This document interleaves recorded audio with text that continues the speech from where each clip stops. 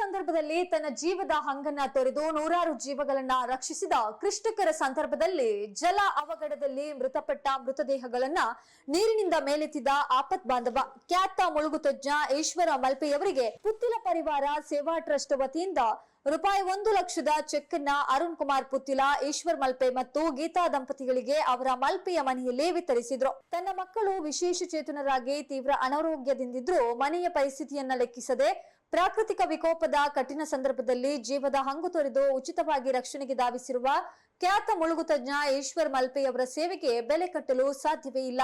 ಉತ್ತರ ಕನ್ನಡ ಜಿಲ್ಲೆಯ ಶಿರೂರು ಗುಡ್ಡ ಕುಸಿತದ ರಕ್ಷಣಾ ಕಾರ್ಯದಲ್ಲಿ ಉತ್ತರ ಕನ್ನಡ ಜಿಲ್ಲಾಡಳಿತದ ಮನವಿಯ ಮೇರೆಗೆ ಕಾರ್ಯಾಚರಣೆಯಲ್ಲಿ ಭಾಗಿಯಾಗಿ ನಾಪತ್ತೆಯಾಗಿದ್ದ ಚಾಲಕ ಅರ್ಜುನ್ ಲಾರಿಯನ್ನ ಗುರುತಿಸುವಲ್ಲಿಯೂ ಈಶ್ವರ್ ಮಲ್ಪೆ ಪ್ರಮುಖ ಪಾತ್ರವನ್ನ ವಹಿಸಿದ್ರು. ಅದರ ಕೊನೆಗೆ ಅವರನ್ನ ಅಧಿಕಾರಿಗಳು ಮತ್ತು ಸರ್ಕಾರ ಕಡೆಗಣನೆ ಮಾಡಿರುವುದು ಸಮಾಜದಲ್ಲಿ ತೀವ್ರ ಬೇಸರವನ್ನ ಉಂಟು ಮಾಡಿದೆ. ಮನೆಯಲ್ಲಿ ಬಡತನವಿದ್ರೂ ಮಾನವೀಯತೆಯಲ್ಲಿ ಆಗರ್ಭ ಶ್ರೀಮಂತರಾಗಿರುವ ಈಶ್ವರ್ ಮಲ್ಪೆಯವರ ಸೇವೆ ಇನ್ನಷ್ಟು ಬೇಕೆಂಬ ಹಂಬಲದಿಂದ ಪ್ರತಿಯೊಬ್ಬನು ಈಶ್ವರ್ ಮಲ್ಪೆಯವರಿಗೆ ಬೆಂಬಲವಾಗಿ ನಿಲ್ಬೇಕೆಂದು ಈ ಸಂದರ್ಭದಲ್ಲಿ ಅರುಣ್ ಕುಮಾರ್ ಪುತ್ತಿಲ ಹೇಳಿದ್ರು. ಈಶ್ವರ್ ಮಲ್ಪೆಯವರಿಗೆ ಕೇವಲ ಶ್ಲಾಘನೆ ಸಾಕಾಗೋದಿಲ್ಲ. ಸುಮಾರು 200ರಷ್ಟು ಜೀವಗಳನ್ನ ನೀರಿನಿಂದ ಮೇಲೆತ್ತಿದ ಈ ಸಾಧಕನ ಹೆಸರಿನಲ್ಲಿ ಸರ್ಕಾರ ಆಪತ್ ಬಾಂಧವ ಈಶ್ವರ್ ಮಲ್ಪೆ ತುರ್ತು ಸೇವಾ ಘಟಕ ಸ್ಥಾಪಿಸಿ ಅದರ ಮೂಲಕ ರಾಜ್ಯದೆಲ್ಲೆಡೆ ತರಬೇತಿ ಪಡೆದ ಒಂದು ತುರ್ತು ಸೇವಾ ತಂಡ ರಚನೆಯಾಗುವಂತೆ ಸರ್ಕಾರ ಇವರಿಗೆ ಸವಲತ್ತು ನೀಡಬೇಕು ಮತ್ತು ಈಶ್ವರ್ ಮಲ್ಪೆಯ ಸೇವೆಯನ್ನ ಪರಿಗಣಿಸಿ ಕರ್ನಾಟಕ ರಾಜ್ಯೋತ್ಸವ ಪ್ರಶಸ್ತಿ ಪುರಸ್ಕೃತ ಮಾಡುವಂತೆ ಅರುಣ್ ಕುಮಾರ್ ಪುತ್ತಿಲ ಒತ್ತಾಯಿಸಿದ್ರು. ಮಾಧ್ಯಮಗಳ ವರದಿಗಳನ್ನ ವೀಕ್ಷಿಸಿ ಈಶ್ವರ್ ಮಲ್ಪೆಯವರಿಗೆ ಕೈಲಾದ ಕೊಡುಗೆ ನೀಡಬೇಕೆಂದು ನಿರ್ಧರಿಸಿದ ಪುತ್ತಿಲ ಪರಿವಾರ